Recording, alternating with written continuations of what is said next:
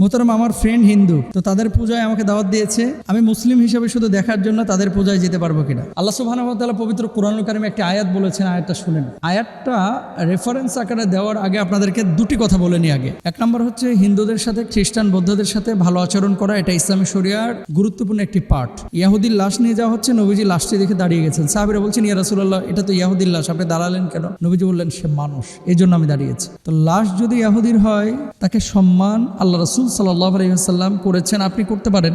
ব্যক্তি বা মানুষ হিসাবে সে যে ধর্মেরই হোক, তাকে ইজ্জত এবং সম্মান আপনি দিতে পারেন। কিন্তু মাখামাখি ঘেঁষাঘেঁষি, আপনি বলবেন কেমন? আপনার যেটা ক্লোজ ফ্রেন্ড, খেয়াল করে দেখেন, এই ফ্রেন্ডের কিছু কাজ কিন্তু আপনার উপর প্রভাব বিস্তার করে। আপনার যারা খুব পছন্দের, সে মানুষটার চলা বলা, তার চলন বলন কথন, এগুলো কিন্তু আপনি ফলো করেন। মিজানুর রহমান আজহারিকে যে পছন্দ করে, তার কোট, তার জুব্বা, তার গেট আপ, তার কথা বলার স্টাইল অনেকে ফলো করে না? অনেকে আছে বিভিন্ন নায়ক নায়িকাকে ফলো করে, তাদের মতো হওয়ার চেষ্টা করে, এরকম আছে। তো যে মানুষটার সাথে আপনি বন্ধুত্ব করবেন, সে মানুষটার কোনো আচার আচরণ যেন আপনার চরিত্রের উপর প্রভাব বিস্তার না করে, যদি সে অমুসলিম হয়। কোরআন কি বলছে? তাহলে এক নাম্বার হচ্ছে ব্যক্তি হিসাবে, মানুষ হিসাবে তাদের সাথে ভালো আচরণ করা, এটা আপনার ইমানি দায়িত্ব। কারণ এই যে ব্রিটেনে, ইংল্যান্ডে এখন যত মানুষ অমুসলিম থেকে মুসলমান হচ্ছে, কি দেখে হচ্ছে জানেন? মুসলমানদের আখলাক দেখে অমুসলিম থেকে মুসলমান হচ্ছে। আর আপনার আচরণ, আপনার আখলাক যদি এমনটা হয় যে মুসলিম আরও ওই ইসলাম থেকে দূরে সরে যাচ্ছে, আল্লাহর আদালতে কিন্তু আপনার দাঁড়াইতে হবে মুসলিম হিসাবে।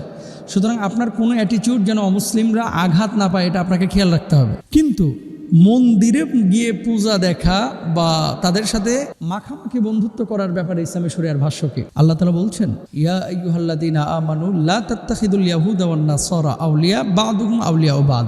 ইহুদি, নাসারা এবং অমুসলিম যারা, তাদেরকে বন্ধুরূপে গ্রহণ করা যাবে না। এমন বন্ধুত্ব, তার সাথে চলতে চলতে আপনি তার ধর্মের কনভার্ট হয়ে যাওয়া, পরিবর্তন হয়ে যাওয়া, রূপান্তরিত হয়ে যাওয়ার মতো একটা সিচুয়েশন তৈরি হয়েছে, অথবা তার সাথে বন্ধুত্বের কারণে আপনি শিরকে নিমজ্জিত হয়ে যাওয়ার সম্ভাবনা আছে। এরকম যদি হয়ে থাকে, তাহলে কোনো অমুসলিমের সাথে বন্ধুত্ব করতে পারবেন না, ভালো আচরণ করবেন। ভালো আচরণ বলতে যত সৌন্দর্য আছে, মানে চূড়ান্ত পর্যায়ের ভালো আচরণ তার সাথে করতে পারবেন। ইয়াহুদি, নাসারা আল্লাহ রাসূলের বাড়ির মেহমান হয়েছে, তিনি আপ্যায়ন করেছেন, খেয়াল করেন। তো আমরা তাদের সাথে ভালো আচরণ করবো। এখন বন্ধু, আমার ক্লাসমেট হিন্দু অথবা অফিস কলিগ হিন্দু, সে আমাকে নিয়ে গেছে পূজা দেখতে, এটা মুসলমানের জন্য কোনোভাবে যাওয়া জায়েজ হবে না। এখন বলবেন যে মোহতারাম, তাহলে পূজা কি আমি দেখতে যাইতে পারবো না? না, আপনার জন্য জায়েজ নাই। উমর রাদিয়াল্লাহু তাআলা বলছেন কি, খেয়াল করেন, যে এমন একটা জায়গায় তুমি গিয়েছো যে জায়গাটায় আল্লাহর লানত বর্ষিত হচ্ছে, যেখানে আল্লাহর সাথে সরাসরি শিরক করা হচ্ছে। তো যেই জায়গাটা আল্লাহ পছন্দ করছেন না, নবী পছন্দ করছেন না, সাহাবীরা পছন্দ করছেন না, ফেরেশতা পছন্দ করছেন না, সারা দুনিয়ার মুমিনরা পছন্দ করছে না, যে জায়গাটার উপর আল্লাহর লানত পড়ছে, সেই জায়গাটায় তুমি পছন্দ করে যাচ্ছ, তার মানে আল্লাহর বিপক্ষে তুমি অবস্থান নিয়েছো। এটাই চূড়ান্ত বাস্তব কথা। এই জন্য উমর রাদিয়াল্লাহু তাআলা সরাসরি নিষেধ করেছেন। আল্লাহর হাবিব সাল্লাল্লাহু আলাইহি ওয়াসাল্লাম কি বলছেন?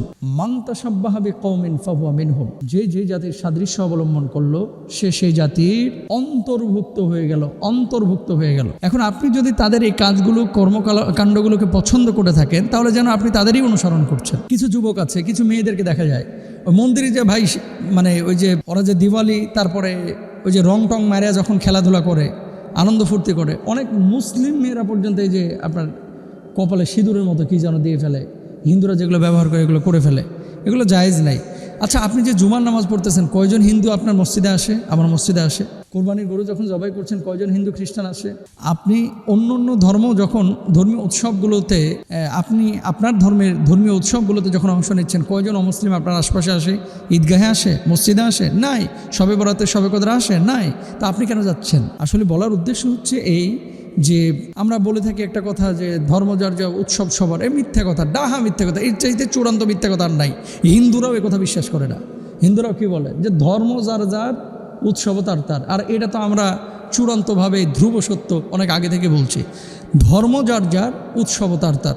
আল্লাহ তাআলা আমাদের সবাইকে বোঝার তৌফিক দান করুন।